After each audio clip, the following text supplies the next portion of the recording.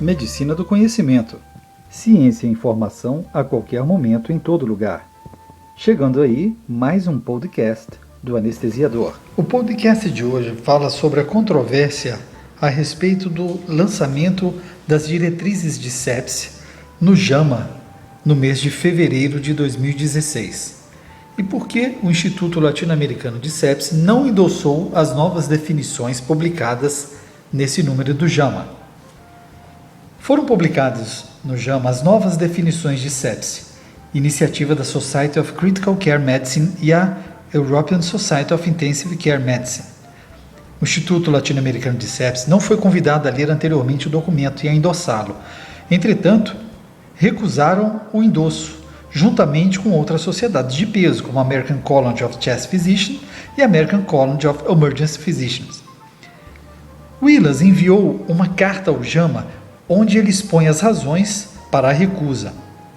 E são elas: somente 17 pessoas constituíram o grupo desenvolvedor do conceito, todas pertencentes a países de primeiro mundo. Como sabemos, a sepse se comporta de forma diferente nesses cenários e nos países conhecidos como de baixos e médios recursos. Assim, eles acham inadequado que nenhum desses países tenha tido direito à voz e a voto. Embora esse documento tenha sido endossado por algumas sociedades dos países com baixos e médios recursos, Willis esperava que as nossas necessidades tivessem sido discutidas antes da finalização do documento, pois recusar endosso pode ser um desafio para algumas dessas sociedades, dadas as relações políticas existentes. Em segundo lugar, os novos conceitos limitam os critérios para definir presença de disfunção orgânica e irão selecionar uma população mais gravemente doente.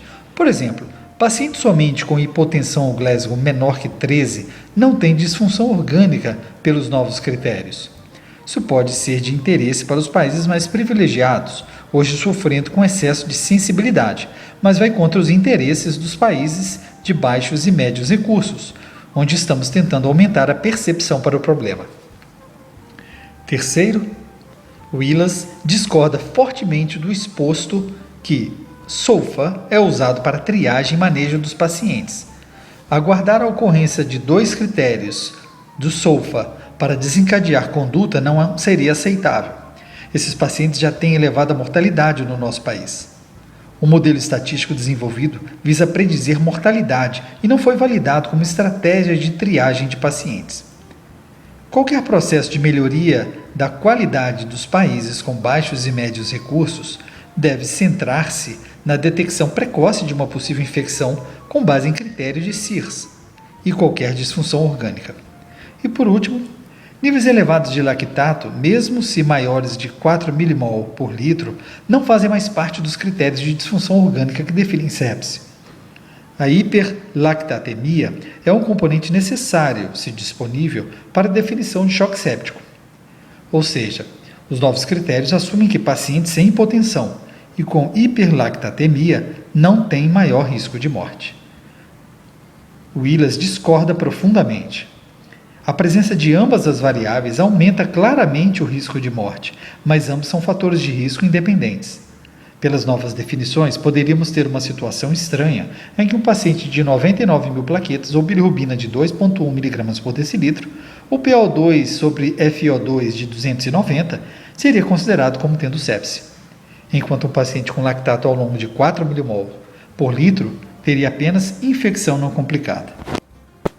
Esse documento foi produzido pelo Instituto Latino-Americano de Sepse e endossado por importantes profissionais que atuam na terapia intensiva nacional de renome internacional, que se mostram profundamente decepcionados e lamentam que esse documento, publicado no JAMA, pretenda conduzir a forma com que a sepse é tratada não só no mundo desenvolvido, que teve voz e voto, mas também nos países com baixos e médios recursos, que, embora abriguem a grande maioria da população mundial, foram totalmente esquecidos. Vamos aguardar os editoriais que surgirão a respeito do caso para novas discussões. Este foi mais um podcast do Anestesiador.